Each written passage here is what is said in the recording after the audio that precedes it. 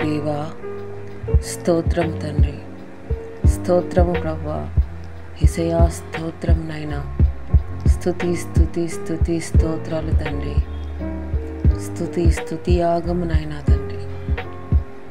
అయా తండ్రి, స్తుతులకి పాత్రుడా, ఆరాధనకు యోగ్యుడైన దేవా స్తోత్రం ప్రభువా. ధవలవర్ణుడైన దేవా స్తోత్రం నైనా. ఆశ్చర్యకరుడా, అద్భుతకర్త స్తోత్రము ప్రభువా. అత్యున్నతమైన సింహాసనం మీద ఆసీనుడవైన మా దేవా స్తోత్రం ప్రభువా. అగ్ని నేత్రాలు కలిగిన దేవా స్తోత్రము తండ్రి. అపరంజీ పూరిన పాదములు కలిగిన దేవా స్తోత్రం నైనా తండ్రి. అయ్యా తండ్రి, ఎన్నికలేని జనాంగమైన అన్యజనులమైన మమ్మల్ని ఎన్నుకున్న దేవా స్తోత్రము ప్రభువా. శాలేము రాజా స్తోత్రము ప్రభువా. దయగల దేవా స్తోత్రం తండ్రి. ప్రేమామయుడా స్తోత్రము ప్రభువా. అయ్యా స్తోత్రం స్తోత్రం స్తోత్రం తండ్రి. రానయ్యున్నవాడా స్తోత్రం ప్రభువా. రాజులకి రాజువైన దేవా స్తోత్రం ప్రభువా. ప్రభులకు ప్రభువైన దేవా స్తోత్రం తండ్రి. అయ్యా స్తోత్రం స్తోత్రం తండ్రి. నీ పాదాల చెంత కూర్చొని ప్రార్థిస్తున్నాం తండ్రి. మా ప్రార్థన యావత్తు ప్రభువా మీ పరలోకము చేరునుగాక, మీ పాదాల చెంత చేరునుగాక. అయ్యా తండ్రి, మీ దేవదూతల సమూహంతో నిత్యము కోటాను కోట్ల దేవదూతలతో కొనియాడబడుతున్న మా దేవా, మీకు స్తుతి స్తుతి స్తుతి స్తోత్రమునైనా. స్తుతి యాగము చెల్లించుకుంటున్నాం తండ్రి. కృతజ్ఞతార్పణలు చెల్లించుకుంటున్నామయ్యా. అయ్యా తండ్రి, హృదయపూర్వకంగా మా పూర్ణ మనస్సుతో, పూర్ణ దేహముతో, పూర్ణ ఆత్మతోనైనా తండ్రి మిమ్మల్ని కొలుచుటకు, అయ్యా స్తుతించుటకు ఇచ్చిన కృపకై, భాగ్యముకై మీకు స్తోత్రములు ప్రభువా. ఈరోజు నూతన దినము మాకు అనుగ్రహించిన దేవా, మీకు స్తుతులు స్తోత్రాలు తండ్రి. ప్రభువా తండ్రి, ఉదయకాలము నుండి నాయనా తండ్రి మాకు తోడుగా ఉండి, మాకు ఆదరణ చూపిస్తూ, ప్రేమను చూపిస్తూ, ఆహారం ఇచ్చి పోషిస్తూ, అయ్యా తండ్రి మాకు ఎన్నో ఎన్నో ఎన్నో కష్టాలు, శ్రమల నుంచి తప్పించి మార్గమును సరళము చేస్తున్న దేవా, మీకు స్తోత్రములు ప్రభువా. అయ్యా తండ్రి, దుష్టుల నుంచి తప్పిస్తున్న దేవా స్తోత్రం తండ్రి. పాపము నుంచి విడిపించిన దేవా స్తోత్రం తండ్రి. మా కొరకై నాయనా తండ్రి మీరు మరణించినారు ప్రభువా, తిరిగి లేచినారు తండ్రి, మీకు స్తోత్రములు ప్రభువా. మా కొరకు మా తల్లిదండ్రులు కూడా మా కొరకు ప్రాణం పెట్టలేరు తండ్రి. మా తల్లి అయినా మరచును కానీ మీరు మమ్మల్ని మరవను అని వాగ్దానము చేసిన దేవా, మీకు స్తోత్రమునైనా. స్తుతి స్తుతి స్తుతి స్తుతి స్తోత్రం ప్రభువా. అయ్యా స్తుతిస్తున్నాము తండ్రి, మిమ్మల్ని మీ నామాన్ని ఘనపరుస్తున్నాం ప్రభువా. తండ్రి, కుమార పరిశుద్ధాత్మ త్రియేక దేవా స్తోత్రం తండ్రి. అయ్యా యేసయ్యా, మీ నామాన్ని ఎత్తిపట్టి ప్రార్థిస్తుండగానైనా తండ్రి మా ప్రార్థనలన్నీ జవాబులు పొందుకుంటున్నాం యేసయ్యా.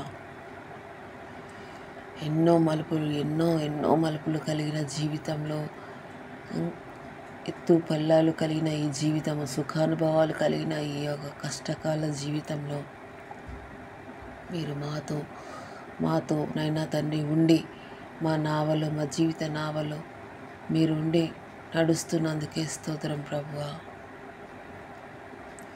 మీ పరలోక ద్వారము తెరిచి ఉంచినైనా మా కొరకు దినమెల్లా చేతులు చాపి, అయ్యా తండ్రి సువార్తని పంచమని, నా కొరకు అయ్యా మనుషులని పరలోకం వైపుకు తిప్పమని నైనా తండ్రి ఎందరినో మీరు ఆత్మ ద్వారా ప్రేరేపిస్తున్నందుకు స్తోత్రములు తండ్రి.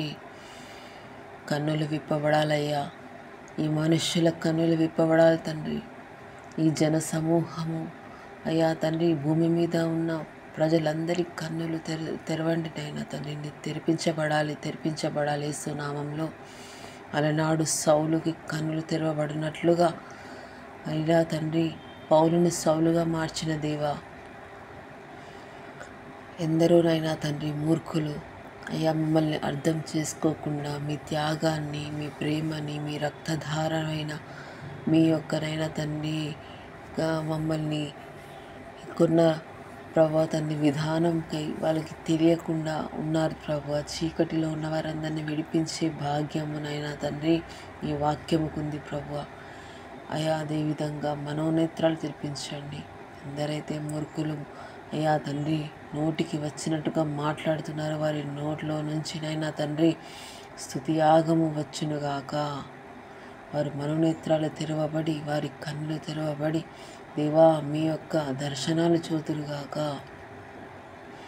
అయ్యా తండ్రి మీ ముందు మోకరించి వారందరూ ప్రభువా ప్రభువా అని నైనా తండ్రి రొమ్ము కొట్టుకొనుచు మీ ముందు అయ్యా ప్రార్థించే భాగ్యం వారికును అనుగ్రహించండి. మూర్ఖులకి పాపిష్టి వాళ్ళందరికీ అనుగ్రహించండి. మేము ఒకప్పుడునైనా తండ్రి పాపులమేనైనా ఒప్పుకుంటున్నాం తండ్రి. మా పాపానికి ప్రాయశ్చిత్తము మీ పరిశుద్ధ రక్తమే తండ్రి. అది ఒక్కటే ద్వారమునైనా, నేనే మార్గము, నేనే సత్యము, నేనే జీవం అన్నారు. అది ఎందరైతే మీరు కాదు మీరు అది ఇది అని మీ మీద ఎందరైతే నిందలు మోసి వేస్తున్నప్పటికీనైనా తండ్రి, ఎందరు సువార్థికులు ప్రవక్తలు చెప్పినప్పటికీ ఇంకా విరుద్ధంగానే మాట్లాడుతున్న వారందరి నోర్లు మూయబడునుగాక. గడవరి కాలంలో అంత్య దినాల్లో ఉన్నామని ఎన్నో సూచనలు కనబడుతున్నాయి ప్రభువా. ఈ కడవరి కాలంలో అయ్యా తండ్రి లెంట్ డేస్లో శ్రమదిల కాలంలో ఉన్నాం తండ్రి. మీ కృప మాకు తోడుగా ఉంచండి అయ్యా. అయ్యా తండ్రి సువార్త చెప్పుటకు మమ్మల్ని నన్ను లేపిన దేవా స్తోత్రం తండ్రి.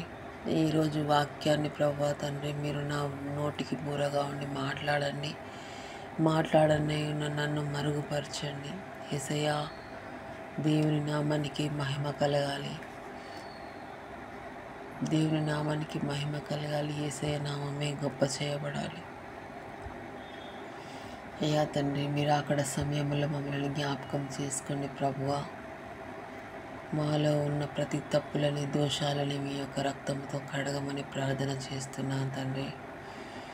ఈరోజు కీర్తనల గ్రంథము 6వ అధ్యాయం చదివించండి తండ్రి. నా నోటిలో నుంచి పరిశుద్ధాత్మదేవ మీరే చదవండి, వాక్యాన్ని ఎక్స్ప్లెయిన్ చేయండి తండ్రి. నాకు రావడం లేదు ప్రభువా, అయినప్పటికీ చదవడానికి సమయం లేదు, నాకు ఎక్స్ప్లెయిన్ చేయడానికి కూడా నాకు అది అర్థం కాదు అని నేను ఎంతగానో మదన వేదన పడుతున్నాను. నాలో నుంచి ఆత్మదేవ మీరే ముందుగా ఉండి నడిపిస్తూ చదవాలి, కూర్చో, చదువు, చెప్పు అని లోపల నుంచి ప్రేరేపణ చేస్తూ పుష్ చేస్తూ ఉన్నందుకు ఆదరణకర్త దేవా స్తోత్రం తండ్రి. నాలో ఉన్న పాపము తప్పులని అయ్యా తండ్రి దోషాలని మీ మహిమైశ్వర్యంలో కడిగినైనా తండ్రి మీ నామానికి మహిమపరచుకోండి.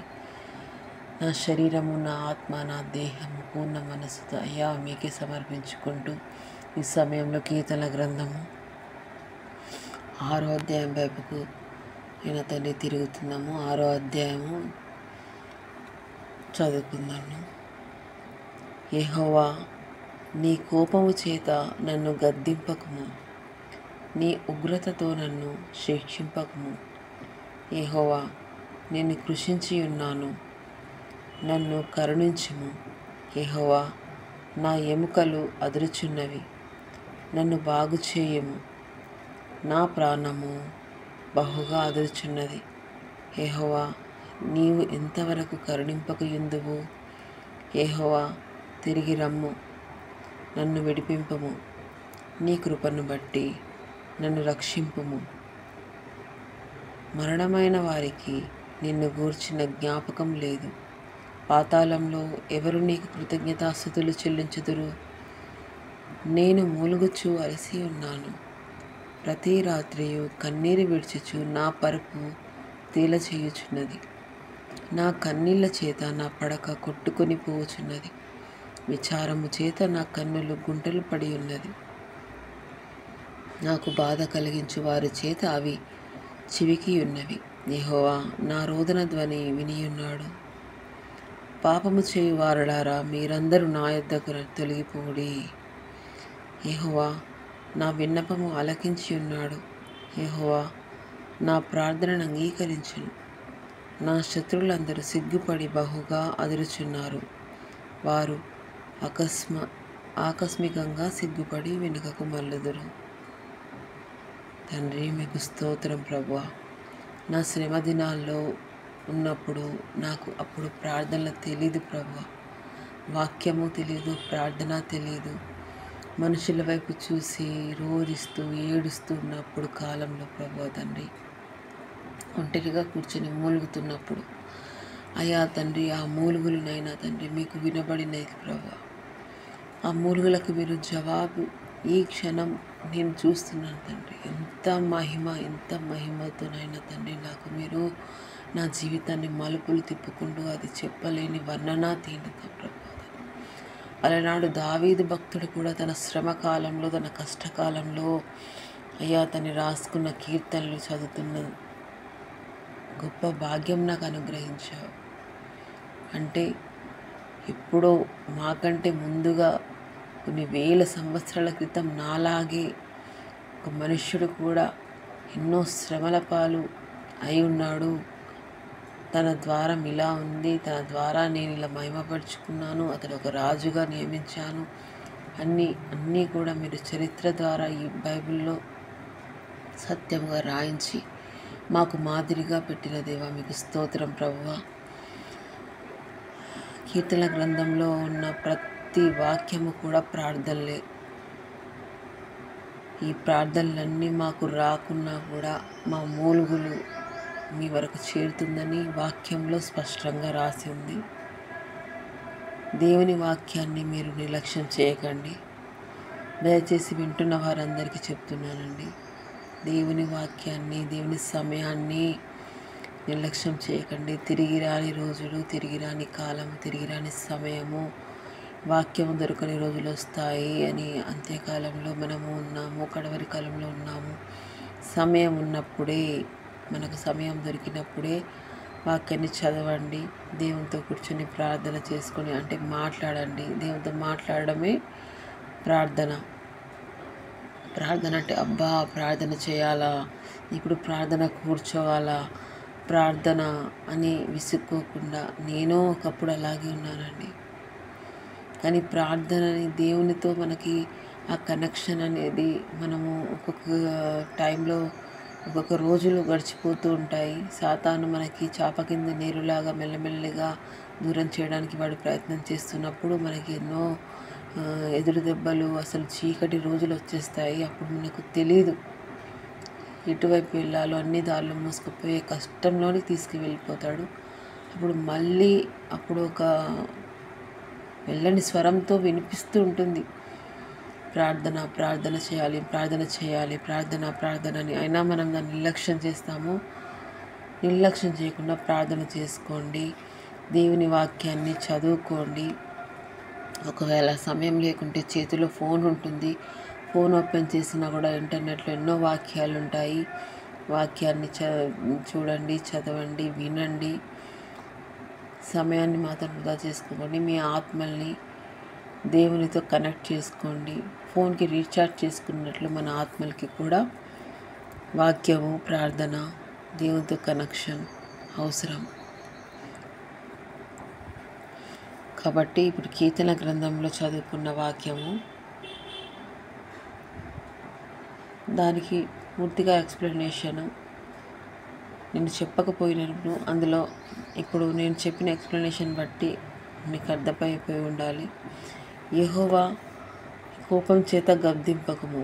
దేవునికి కోపం వస్తుందండి దూరమైనప్పుడు. మనకు కొంచెము దూరం అయిపోయినా కూడా కోపం అంటే ఆయన క్షణమాత్రం కోపము.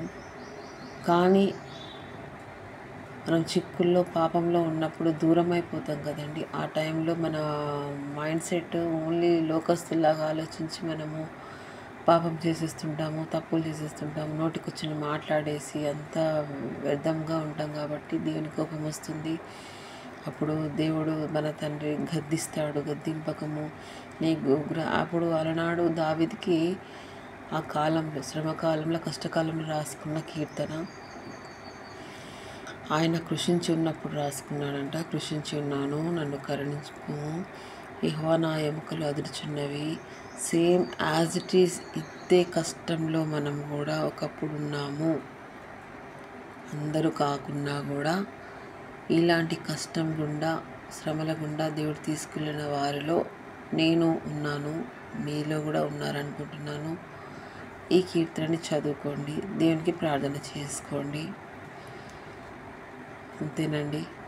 దేవుని వాక్యాన్ని చదువుకోండి, వినండి. చెవిగలవాడు వినుగాక. దేవుని రాకడ సమయంలో ఉందండి, అతి సమీపంలో ఉండింది. మన ఆత్మ ద్వారాలు దేవునికి అర్పించుకుందాము. ప్రార్థనలతో దేవునికి స్తుతి యాగం చెల్లించుకుందాము. యేసయ్య నామానికి మహిమ కలుగునుగాక. ఆమేన్.